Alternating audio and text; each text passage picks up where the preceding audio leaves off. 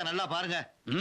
நடந்தது, நடந்துகிட்டு இருக்கிறது, நடக்க போறது எல்லாத்தையும் கரெக்டா சொல்றேன்.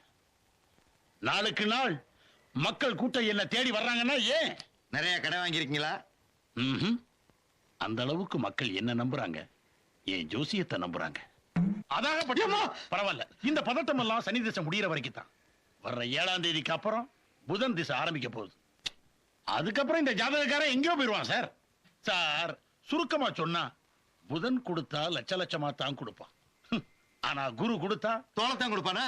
அதை கீழே போடுங்க சார், கோடி கோடியா கொடுப்பான். புரிஞ்சதா? 54 வயசுல இவனுக்கு சுக்கிர தசை வருது. அந்த நேரத்துல இவன் நம்ம நாட்டுக்கு பிரதம மந்திரியா வர்றது கூட வாய்ப்பு இருக்கு. கேட்டுக்க. இந்த ஜாதகக்காரனுக்கு 8ஆம் இடத்துல புதன் உச்சம் பெற்றதுனால ஆயுசு தீர்க்கம். 95 வயசு வரைக்கும் கேரண்டியா உயிரோட இருப்பான் சார். ஹலோ, யாரு மினிஸ்டரா? அண்ணா கொஞ்சம் வெயிட் பண்ணுங்க, கரெக்டா 4:30க்கு வந்துடுறேன். தேங்க்யூ. எப்படி? எப்படின்னா, என்கிட்ட ஜோசியம் கேட்கறதுக்கு நம்ம ஜனாதிபதியில இருந்து ஜார்ஜ் புஷ் வரைக்கும் வெயிட் பண்ணி தான் ஆகணும். அப்படி நான் செல்போன்ல பேட்டரியே போடலையே, எப்படி பேச முடியும்? பேட்டரி போடல? போடல.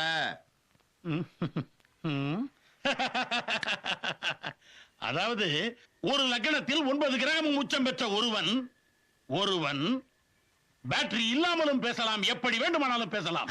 கண்டுக்காதீங்க. தெரிஞ்சுக்கிட்டியா?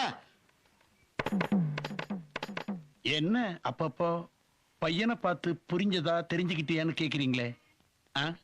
அப்புறமா சொல்றேன், நீங்க மேல சொல்லுங்க. இந்த ஜாதகக்காரன் 54 வயசுக்கு அப்புறம் மகாராஜா மாதிரி தான் வாழ்ந்து ஆட்டி படைப்பார். இவருக்கு கோடிக்கணக்கான செல்வங்கள் என்ன, மாலைகள் என்ன, மரியாதைகள் என்ன, அப்படி வாழ்வார் கடைசி காலங்கள்ல.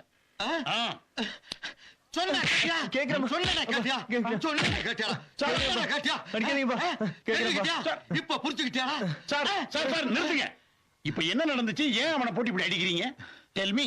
பின்ன என்னையா, இந்த ஜாதகக்காரன் செத்தே 10 வருஷம் ஆச்சியா?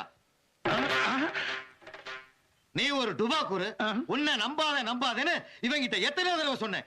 இவன் தான் என் பேச்ச கேட்காம உங்ககிட்ட தான் ஜோசியம் பார்க்கணும்னு சொன்னான். அதனாலதான் உன்னை டெஸ்ட் பண்ணேன். நீ சொன்னதுல ஒன்னாவது கரெக்டா இருக்காயா? இந்த ஜாதகக்காரன் எப்படி செத்தா தெரியுமா உனக்கு? ஊரெல்லாம் கடை வாங்கி கடைசியில தெரு தெருவா பிச்சை எடுத்து லோல் போட்டு செத்தாயா? அவன் ஜாதகத்தை பார்த்து ஆயில் கட்டி கோடீஸ்வர ஜாதகம் சொல்லிக்கிட்டு இருக்க. நீ எல்லாம் ஒரு ஜோசியன், உனக்கெல்லாம் ஒரு பட்டம். மெய்ய பணம், பொய்ய பண்ண மாத்தீங்கடா.